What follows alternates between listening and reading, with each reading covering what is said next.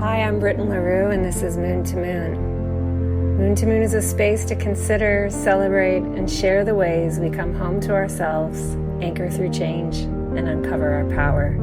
1 month, one phase, one loving step at a time.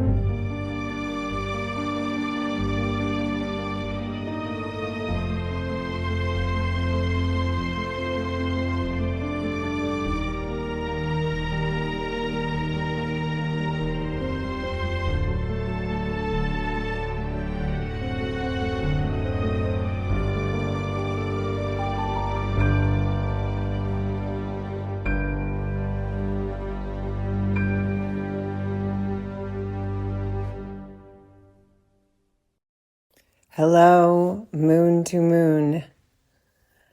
I'm very excited to record what I'm about to record for you. It's like really wanting to move through me. I've lit my candle. I have a quiet house. My voice is mostly back in action. It's Beltane. And I want to feel the goddess move through my throat. So I had initially thought that this episode would be all about my new offering, Mystics Making Money. You may have heard me talk about it in my newsletter or on Instagram, or if you're in one of my classes. And I do want to talk about that. But as I was feeling into it, I became more excited to really just sit down with the word mystic and just let flower the words that I want to say in honor of this word, mystic. This word has been becoming more and more important in my life as like the thing that I am and the thing that I'm doing is becoming the mystic that wants to live through me in this lifetime. And there's a deep remembering around that. It feels very ancestral. So it also connects me to ancestors whose names I don't know, but whose presence I feel as I seek and I yearn and I follow where my soul is taking me on my mystical pathway. One of my favorite things about the word mystic, the label mystic, is that it's very open. I'm someone who's very resistant to labels, to categories, to identities, really always have been. And from the beginning of my mystical career path, which started 7 years ago, I really resisted the word astrologer. Like, even when what I was doing was like much more straightforward than astrology than what I do now, there was a part of me that was like, no. I just kind of knew in this deep way that like, that's not the word for what I am. Like, well, what am I though? Ugh. Link in bio. What's my bio gonna say? Shit. I don't know how to write a bio. Here, you write a bio about how I feel to you. That'll be great. Side note, for all y'all who need to write short or long bios, remember, you can always rewrite it. Allow it to be emergent to the moment, and it doesn't need to be we don't have to pour into the heaviness of it standing like till the ends of time, you know? So that's how I support myself in the business of sharing my bios, is just knowing that like it's just an emergent set of sentences, and it's not the whole of me, and it will evolve. So let's talk about, let's sit with this word mystic. You know that, you maybe don't know, listener, that I'm building a 3-year program for emergence astrology students. We are nearing the end now of emergence astrology year 1 for the first ever class. And I pretty much knew in the promo for that last year, but then I really knew as I was creating the content for the Hermitage, which is the first 9 months of year 1, where we don't ever even meet, is that what I was really teaching is mysticism. It's teaching how to relate, how astrology can support you with your mysticism, and how your mysticism can support you in your relationship to astrology. And so year 2 is going to be really about being in a community of mystics and community discourse, where you know that you are a mystic and you're surrounded by mystics. And that's what's happening. Like, how is that different than you're an astrology student surrounded by astrology students? And then year 3 is about mentorship and experimentation and leadership practice and care, nurturance to support you in building out some kind of relationship to astrology that is part of your public service, your public art, your public act, and being able to like really have support as you invent that and root it down.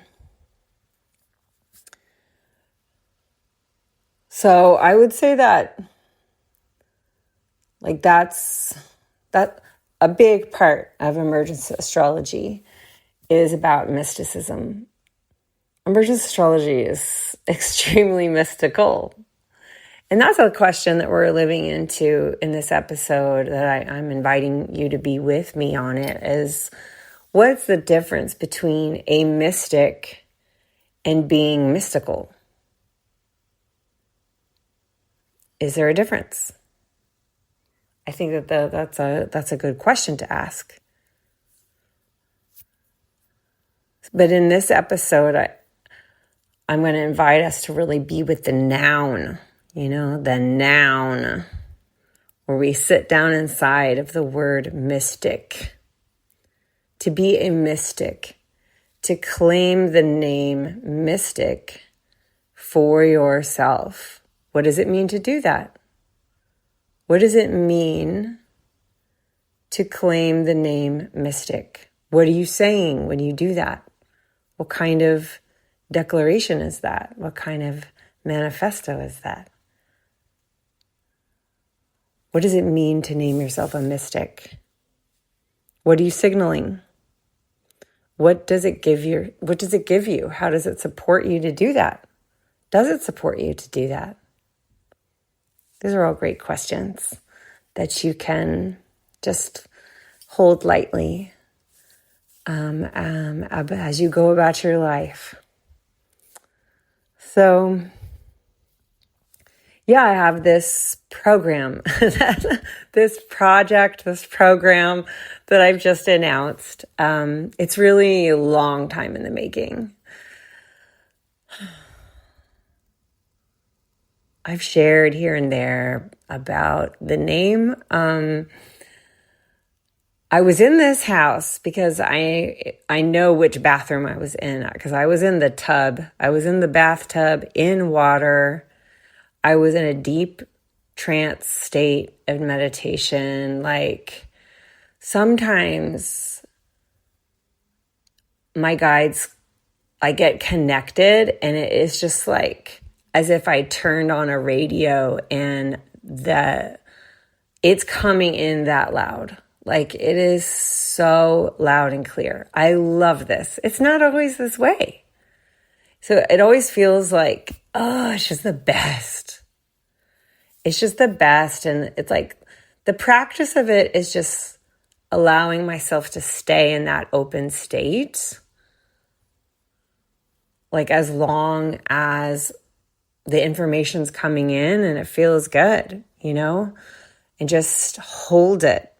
Just really being back in like my busy self, busy bee is back. It feels like, and this other part of me is holding the reception, and everything's just like coming. It's like, I wish that I could record what I hear, because a lot of the time I can't remember what half the stuff that I was given.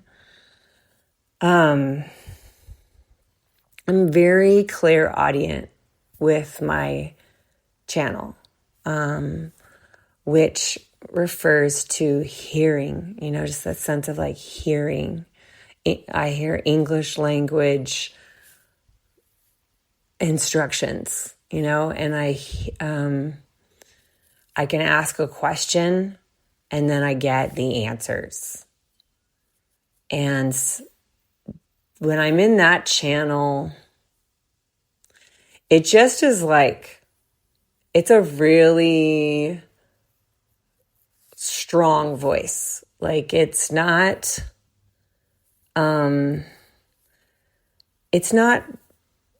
giving me riddles.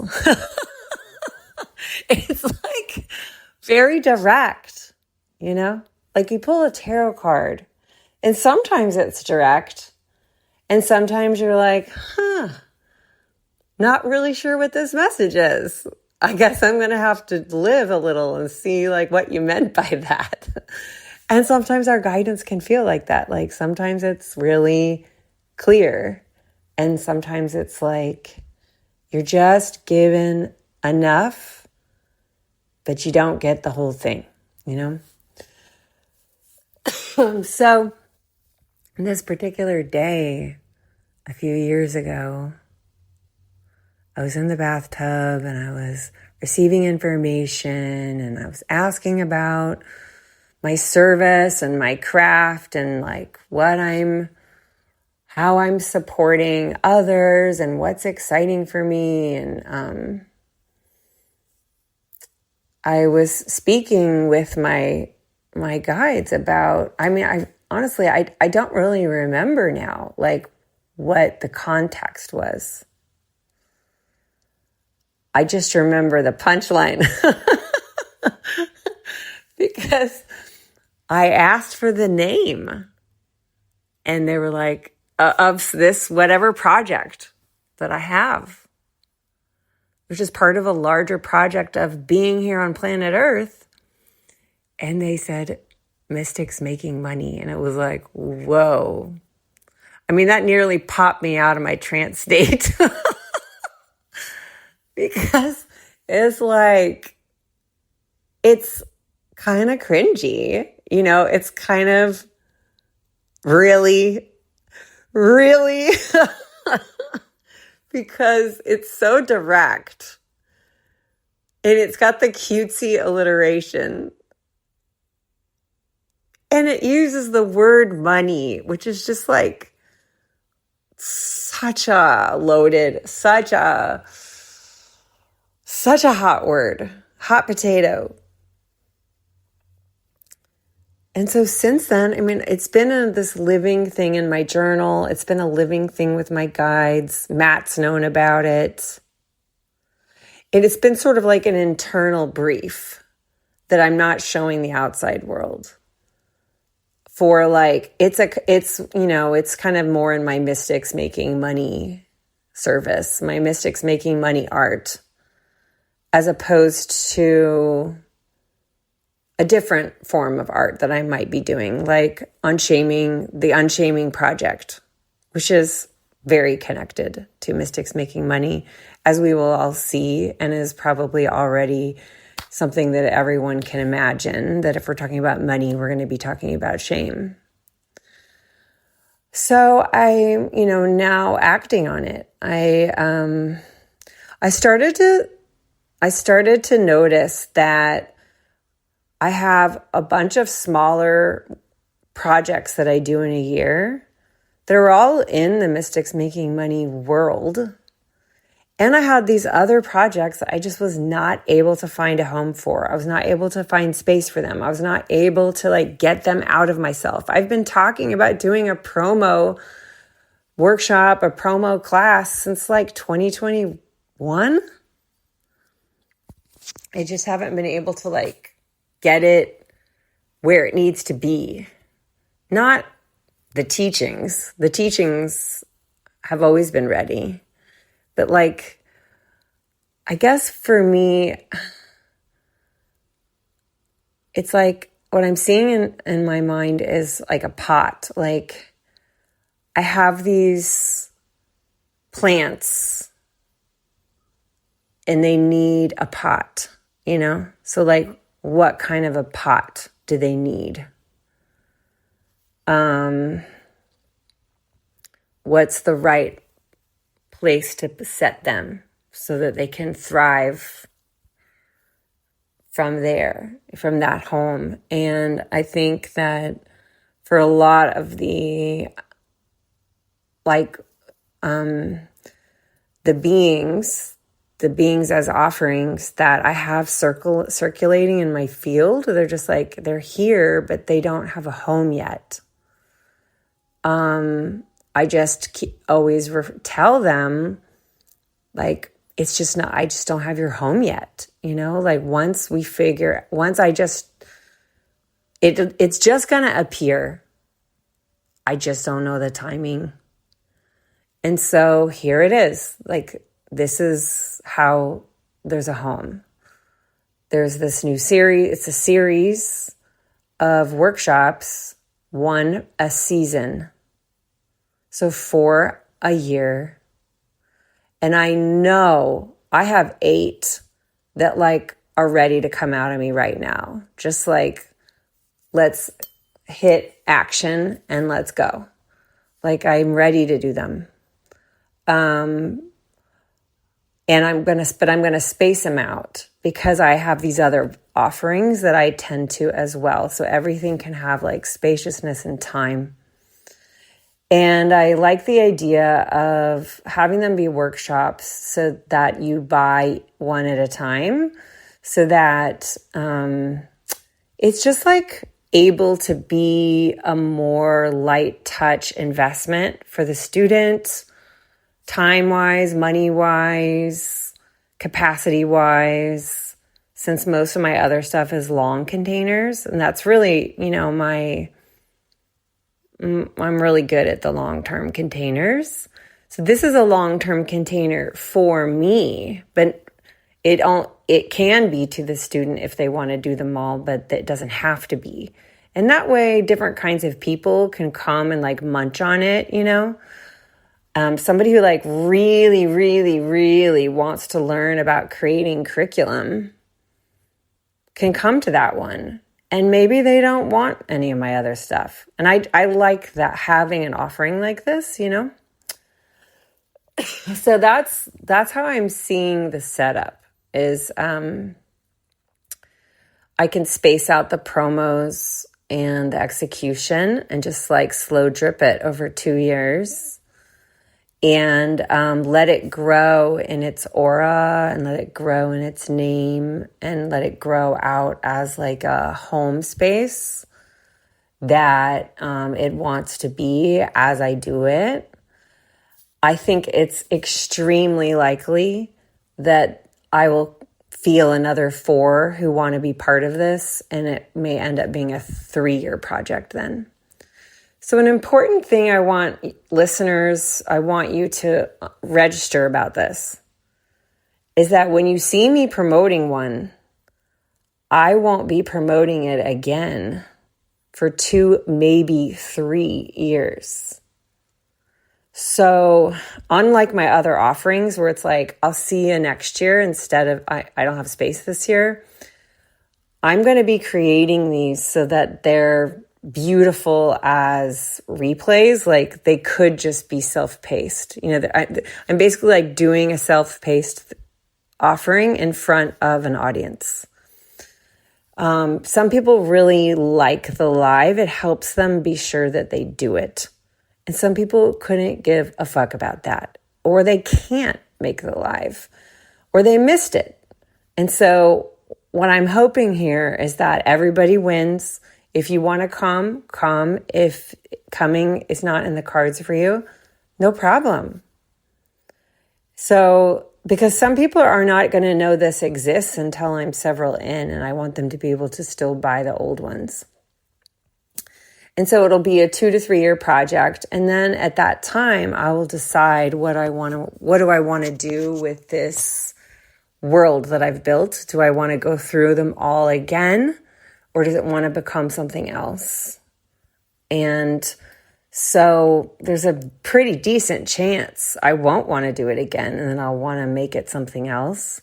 And so I encourage listeners to appreciate that this is likely a one-time project, And so if you want to hear what I have to say, if you want to hear me teach on any of these topics, my invitation is to go ahead and get it. Because it's not one that's like one of those types of things that I'm just going to do every year. Each year, I'll be focusing on a different set of workshops. And then they may all just compost to become a big class or some other kind of container or a book or whatever. So the whole thing has an R&D quality that I'm really looking forward to, because that's how Unshaming the Signs was. Unshaming the Signs was a 1-year project. And then it lived on from the culmination of the project, which was the astrology podcast episode. And then I did a bunch of traveling with the workshop, which I'm still very open to doing. If you ever want to have me come be a speaker somewhere, that's like gold teachings. I want to make a book on this, and now I have Unshaming Your Chart. So Unshaming Your Chart is now the offering. I don't do Unshaming the Signs as workshops anymore. So that's just like an example of as like a template for an R&D project in my world. Yeah. So mystics making money. Mystics making money. Wait a minute. I thought mystics didn't care about money. Wait a second. Yeah, we are in the realm of embracing our paradoxes and contradictions. We are in the realm of competing desires. Our desire to be seen as good mystics who sacrifice for our service, and our desire to be in abundance and to be really excited about what we receive back for all of the devotions that we bring through our gifts in the world. And this is just a thing that we see with shame, is that because of shame, we will mute ourselves to the desires that we see as like what will have us coming across as bad to our audience, to our affiliation groups, to our friends, to our family. We'll mute those desires because they don't seem to fit with who we think we have to be to manage how people think about us. And so this whole project is very audacious because it's going to be about giving yourself permission to be contradictory and to be misunderstood sometimes, so that you can honor the fullness and the wholeness of yourself, so that you can honor your desires as also wisdom, so that you can honor the information from your body as your compass. All right, that's feeling like prelude complete. Oh, funny. So I was feeling into the term mystic, which, that would be like such a fun roundtable conversation for emergence astrology.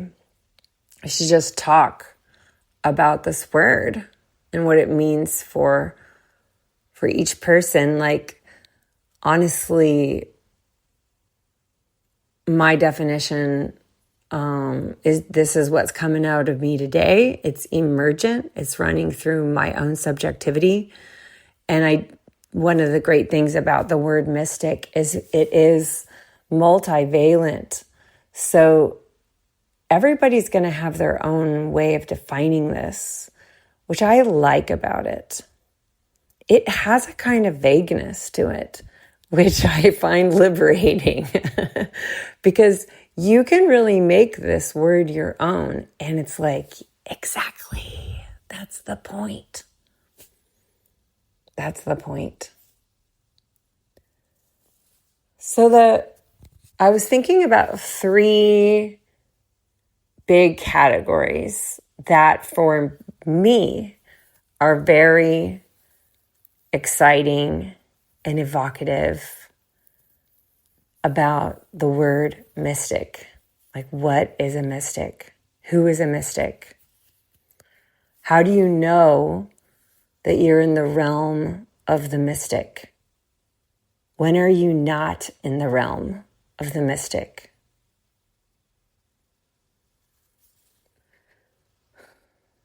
So, one of the features to me of the mystic, the first one I'm going to focus on, is this theme of being on a pathway of sovereignty. There's a lot here. A lot of this has to do with the fact that we think about mystics as being in a call to direct personal experience, to direct subjective experience with fill in the blank, like divine, spirit, higher law, the cosmos. There's this kind of whatever it is that you are in direct experience with, aliens, fairies, whatever it is. There's an aspect to being a mystic where this experience is direct. So that means there's nothing between you and the thing. There's not an intermediary. It's direct. So you personally are having a subjective experience with something. And so it's a pathway of sovereignty, because how do you know that you've had this direct experience? The only way that you can be on that pathway is to trust yourself and validate yourself for what you know happened, what you know is happening, what you know is coming through for you. So there's a huge piece of being a mystic that involves self-trust and self-validation, because it's about direct experience. So you can be in community and be a mystic. And your community, your mentor, they can witness you and celebrate you in your gnosis, meaning your knowing, when you retell the story and when you share about it and you share your insights. But ultimately, the validation has to come from within oneself. That that happened for me. No matter how much people believe it's true, whatever anyone thinks about it, I know what happened. I know the truth. I know that this is the truth for me. So this is really powerful because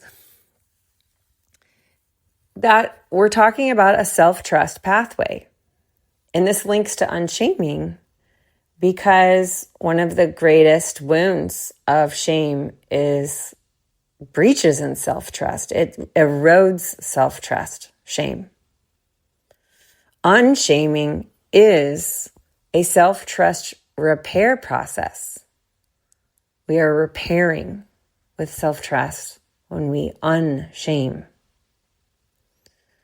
And so to me, to be on the mystical pathway, because it's a pathway of sovereignty, that it was going to require you to trust yourself and to validate your own knowing, it is naturally going to bump into places where you have shame, because those are going to be where it's difficult to hold to your sovereignty and to hold to your own knowing and to hold to your own validation. So what happens in the unshaming process is that there's a natural decentering of what we could say called tribal law, of family mythology, of community groupthink. That process is going to be a process that invites you to see the groups with which you have affiliations from childhood and older, and to really just step outside of them so that you can identify what is yours and what is not yours. That shame is actually not mine. And this is really not about standing in judgment with those groups. It's not about banishing them from your life. It's simply about detangling from the narrative that there's something wrong with you, and releasing other people from being part of your self-validation process as you come to understand what's true and what's just not true. Understanding that as you are on a path of sovereignty, so everyone can be too, which means that family members, friends, everyone's on their own pathway of unshaming, of sovereignty, and some may not be in a place where they are able to detangle the way you want to be right now. And the truth is, their pathway is not any of your business, just as your pathway is not their business. That's whew. Yeah. That's powerful. So that's a process of identifying the difference between having boundaries and having walls around yourself. When is it self-isolation because we're afraid to establish boundaries? When is that not helpful? And when are stating clearly and directly what your boundaries are, when is that helpful? Allowing everyone to be sovereign and allowing everyone to have their own reaction to your boundaries, since that's their sovereignty. You're the one then in your sovereignty to decide what do you need to do? What do you need? What's next based on their reaction to your boundaries? That's what you can be responsible for. So say, really, like, so much of my work is about this. Like, I've been building this out the whole time. The Moon to Moon class is all about that. And for me, astrology and the tarot has been a pathway that helps me communicate with myself and have direct experience with my gnosis without having to ask what my mom thinks about that or ask my friend what she thinks about it, you know? Like, learning how to count on myself. The cosmos has helped me do that. My cards helped me do that. But they were never the primary interest for me. The primary interest for me is sovereignty. For me and for everyone. Because the sovereignty pathway is the liberation pathway.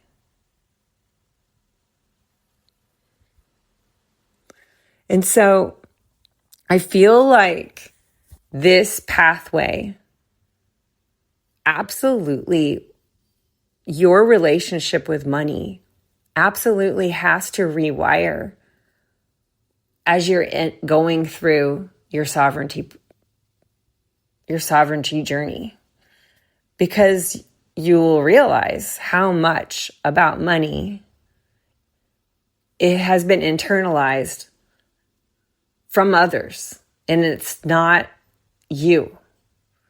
And naturally, you begin to wonder, what could be my relationship to money without, if I'm not carrying all these other people's stories about money? What could be my relationship to receiving, to numbers, to analytics, if it's about me and my sovereignty pathway? And it doesn't have to mean all these other things.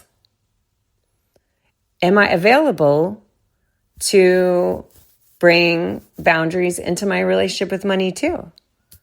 Am I able to bring in the kinds of sovereignty frequency that I'm bringing with my human relationships to my relationship with money? Can I come to money from my sovereignty? And so naturally, just everything energetically starts to change, you know? Even if you're not consciously like, I'm working on my money mindset, like, you don't need to work on your money mindset. You don't need to work on your money mindset. That's still working on. That's still shame. I feel very teary right now. That was like really important.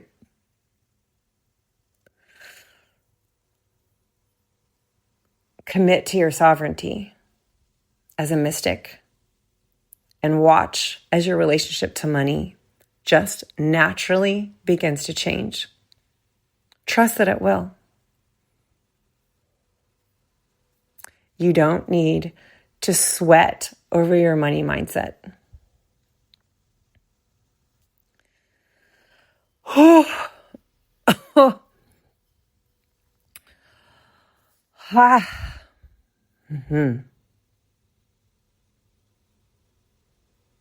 right. How are we doing? So fun. Okay. Number 2. We're doing 2 of 3 here.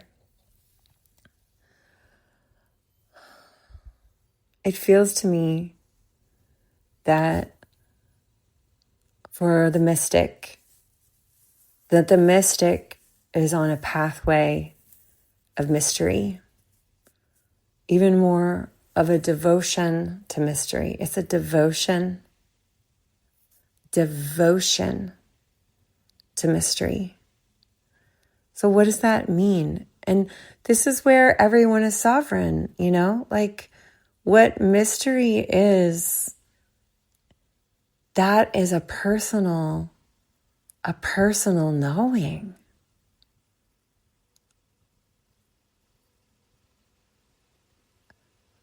It may come from how do you feel about the unseen?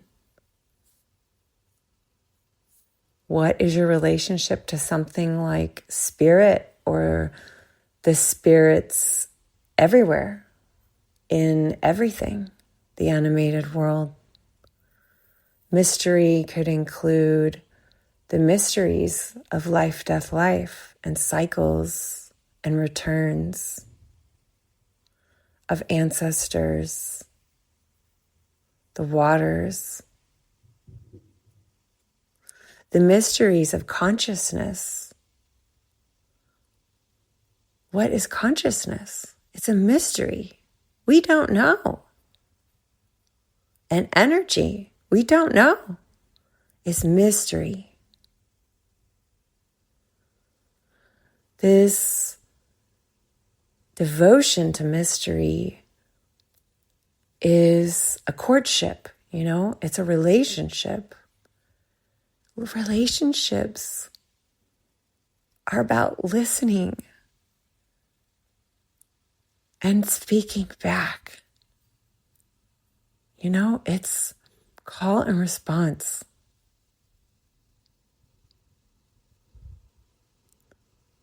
Letting them, whatever they are, know that you're approachable.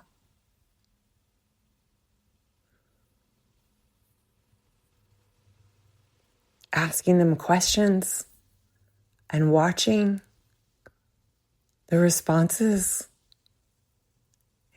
in the most unlikely places.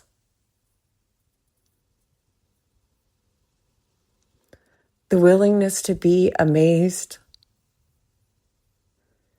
to be delighted, to be astonished. As we drop into the truth that we don't know everything. It's a mystery, this aliveness business. And the more we do it, like these overlord voices that would have us understand our realities just really start to fade out in terms of their power over us.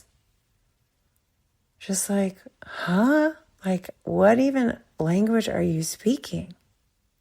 That doesn't mean they aren't real in terms of their effects and consequences on the human world and on the animated world and on the planet. But the sovereignty piece begins to hold with the mystery piece in a way that you start to know where the real information comes from. It's all around us, and it's moving through us, and it speaks in unforeseen ways. And so what we're engaging with is, of course, a lot of uncertainty as we surrender to being listeners, to being open and receptive listeners, to get the information that's trying to find its way to us.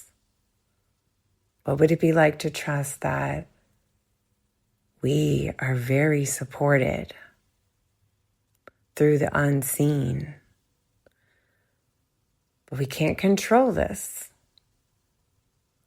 So being devoted to mystery is about learning how to hold yourself with uncertainty, being a large swath of what is present that you're engaging with.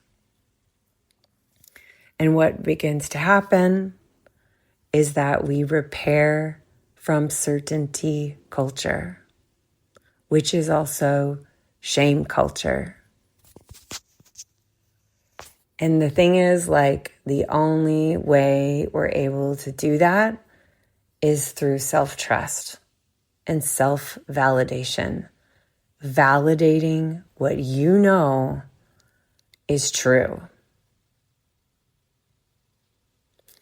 And so this trust in the unseen that is coming from your self-trust is how trust becomes the frequency that you're actually in. That you're in this frequency with the divine, engaging with the miraculous. We are in the realm of the miraculous when trust gets this big. And we start to be human beings having transcendent experiences with the divine. And we start to realize that this business of possible, not possible, we do not know. We do not know much about that, actually. And to say that something is impossible starts to become irresponsible and deeply unmagical because it is so not trusting, and it's coming from certainty culture where we think we know what's not possible. And we start to understand that kind of talking is very harmful to our relationships with the unseen. It's very disrespectful with the unseen to act like we know what's not possible. And so the humility, like the humility of the mystic is not the humility of, I surrender all earthly desires ever. I surrender to celibacy. It could be if that's part of your pathway. But this isn't about the humility of, I don't know everything and I am in devotion to the unseen and to the other side. And the other side has way more information than I do, actually. So how dare I say what's not possible?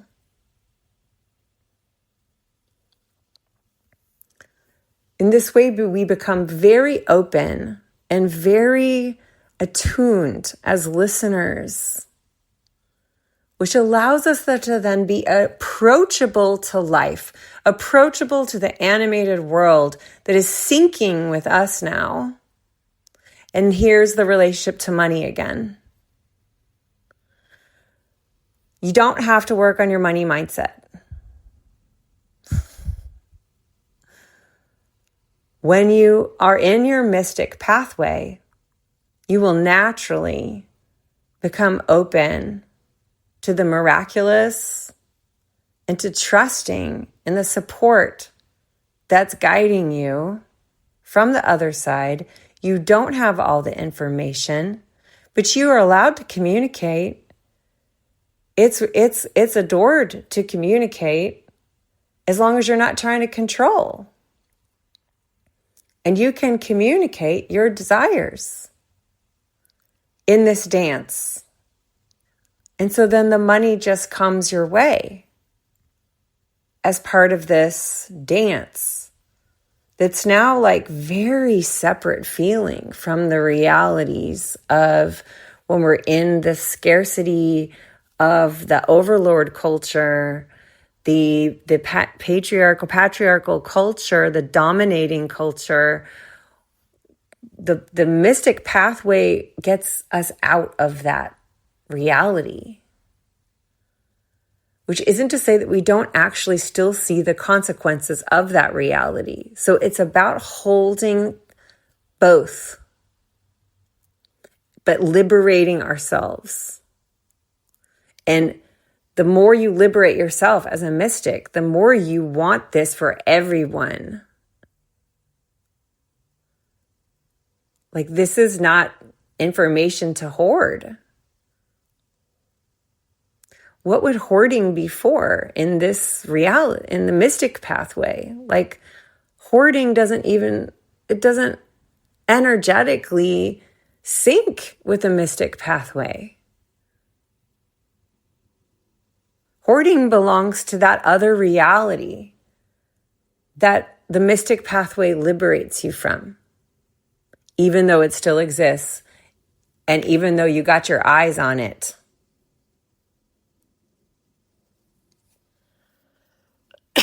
Whew. All right, number 3. I've already built the segue. It's a pathway of paradox.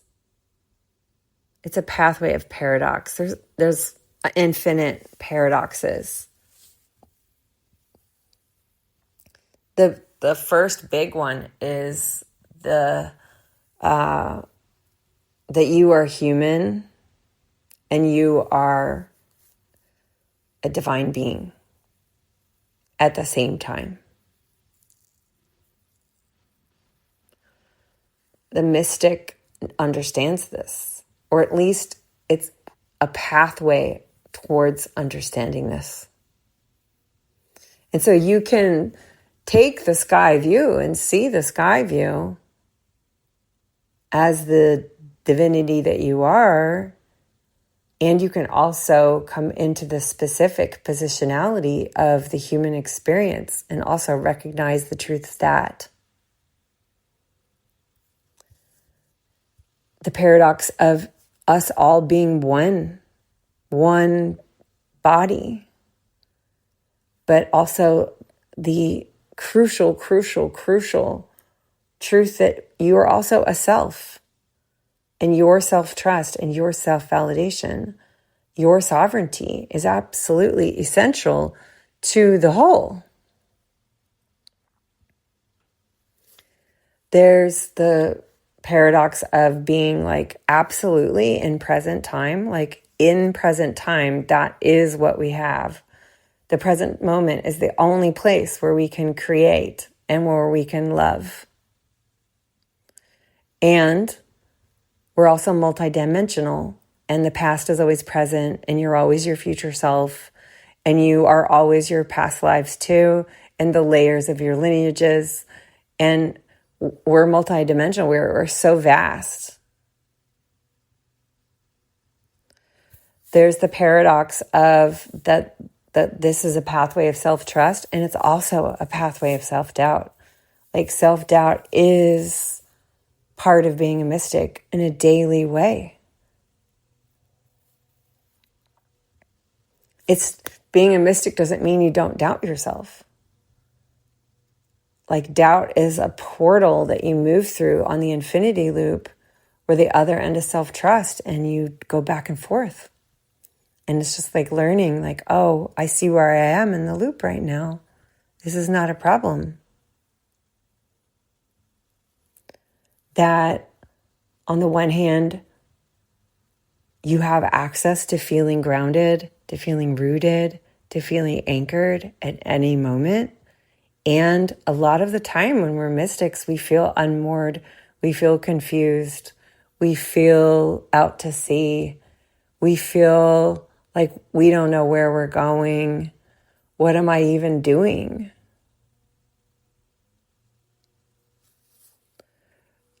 On the one hand, a mystic is someone who's free from desire. And also, a mystic understands that your desire is your compass, both at the same time. When you are a mystic, when you're in your mystic, you're free from your needs. And you know that you are allowed to be a human with needs at the same time. And it's the complexity of that is so rich when you take on this word, is you really just can ripen into such a fuller version of yourself, because all of these parts of you are allowed to all be here, and there's no problem. Like we are given squares and oppositions in the zodiac. It's in the sacred geometry that we're going to have contradictions.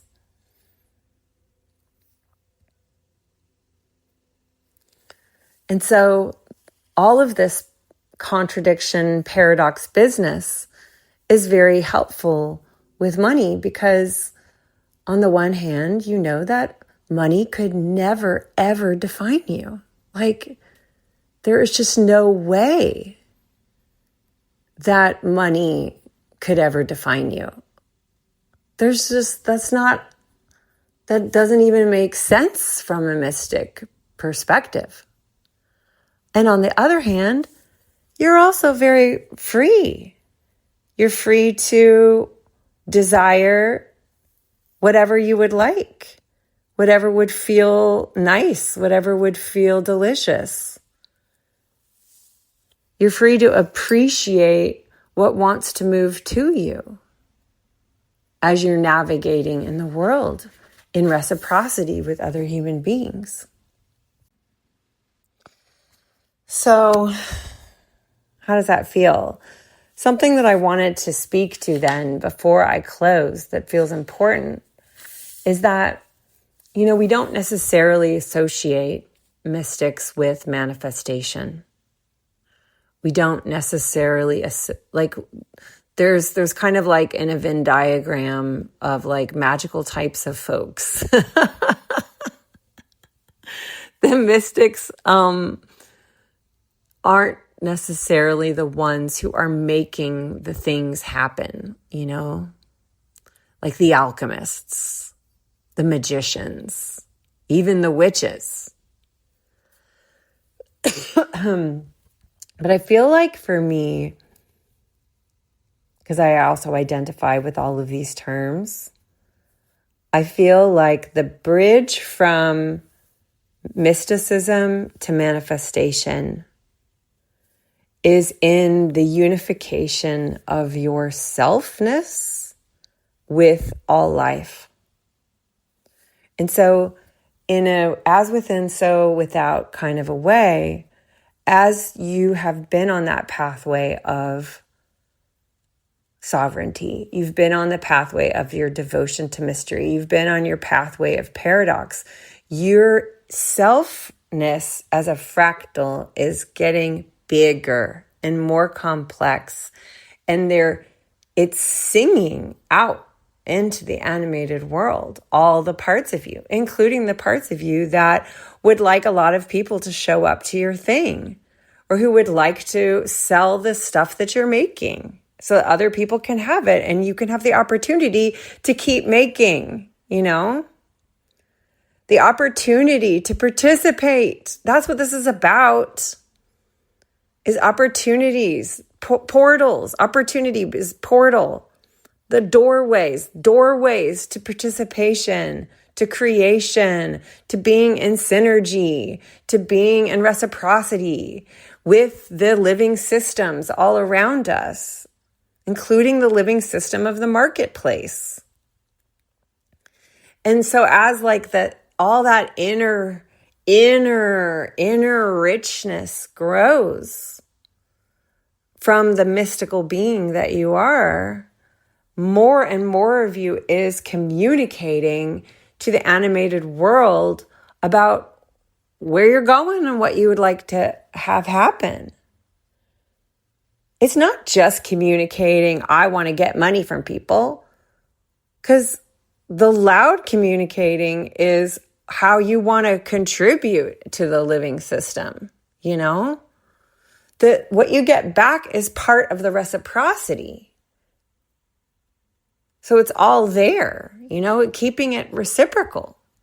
That's like that's a pumping energy. It's pulsing life when you're putting it out and you're getting back, And so it's like what I'm talking about here, mystics making money, is like cultivating the skill set, cultivating the audacity, cultivating the aliveness and the self-trust and the eroticism that you grow from your mystical pathway, from being a mystic, for claiming yourself as a mystic, and naturally enjoying the process of seeing what comes back to you as you are bringing things out into it. And it's a very different energy than like, oh, I give, and I give. It doesn't feel like that, what I'm talking about. It does not feel like that. It's just like singing, it like comes from your spirit and from your heart. And it's not about, I want to get something for what I give. That whole vibe, it like doesn't fit here. It like doesn't sync with what I'm saying.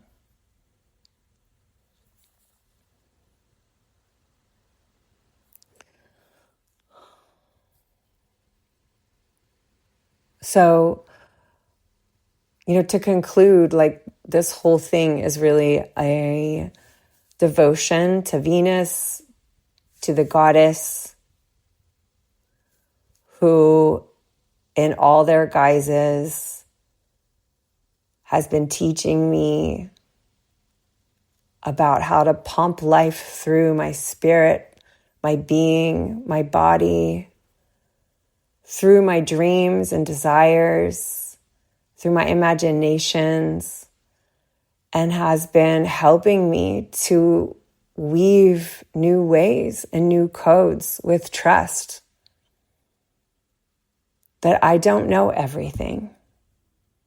And with the way I think all that money stuff works, I actually don't know. And what would it be like to trust that it's all just being on my mystical pathway and everything that I learned from that? It's not that I better get a new money mindset, And there's no place for shame here. This is very playful. This is very exciting. This is liberating. It does involve confrontation because there's truth here, right?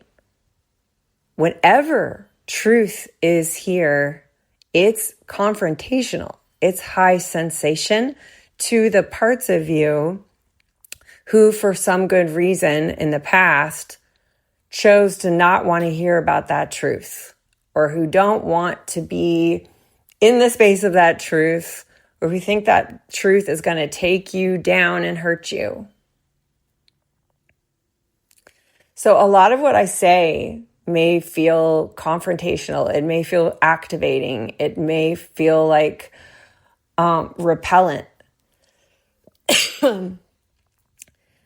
That's not really any of my business, I am speaking the truth as it moves through me. And it's another way, I'm interested in third ways. And yes, we have a marketplace system that is rooted in extraction from the planet in violent, harmful ways, with a deep,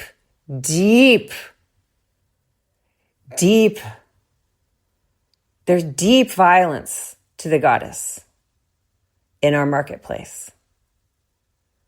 A colonial violence, enslavement, that is all part of the truth.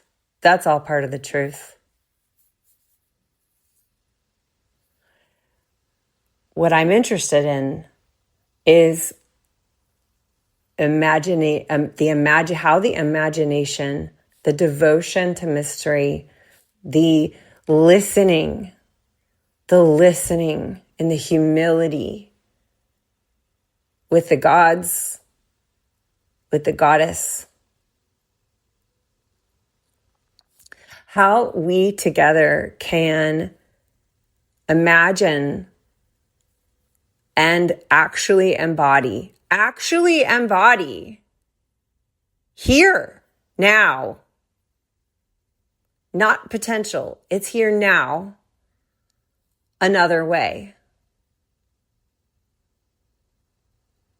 And it will be scary to the protector parts that we have, because we're also human. And as humans, we have protector parts. We have traumatized parts, and that is real. So we go at the pace of our capacity. There's no urgency here. It's a pathway that we're ever on in the present moment, supported and held by cycles and the unseen realms that are right here to support us.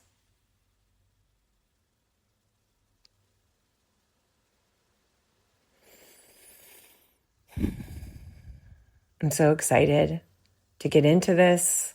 I'm so excited to just be a fountain, just be a fountain for all of this. Through the promos, through the actual workshops, I know I'm going to be learning so much, because it's going to really put me in a place of receptivity and listening. And I just get really excited about things like that, even though they scare me too. And it, feels very edgy, kind of feels very sort of beyond talking about astrology. But astrology will be a part of it, and tarot will be a part of it, and I can only be who I am, and these move through me. If you're new to these languages and you have listened to me a while, I trust you will know that you don't have to have the vocabulary down to go to these places with me. I'll speak them in ways that we can all sync with the energy and resonance together. And I feel complete. Thank you so much. Hey, if you've never written a review or ever given a rating to Moon to Moon, I would appreciate it if you would do that. Just right now, just take a moment. All you have to say is one word, one sentence. It doesn't need to be long. Just letting someone else in the world know that you enjoy this podcast, and that, hey, give it a shot. It helps new listeners find their way to this space.